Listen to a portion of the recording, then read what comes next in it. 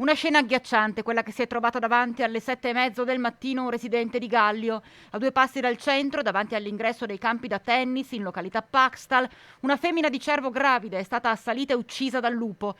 Ennesima predazione a ridosso delle abitazioni. In paese cresce la preoccupazione. Non nascondo la mia preoccupazione da amministratore per questi grossi carnivori che scorazzano vicino, se non addirittura all'interno dei nostri centri abitati.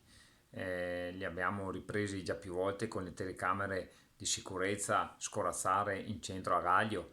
Abbiamo avuto altre predazioni vicine alle nostre case.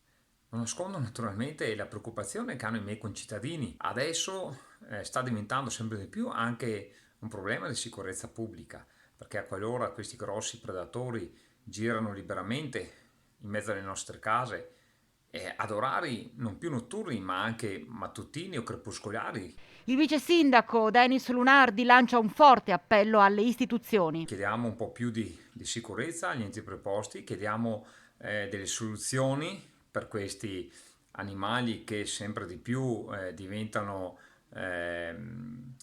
meno paurosi nei confronti dell'uomo. È da qui che si vedrà se realmente per l'uomo non sono un pericolo o se saranno un pericolo. Adesso che sono inseriti nel territorio, che sono numerosi e che vengono sempre più vicini alle nostre case.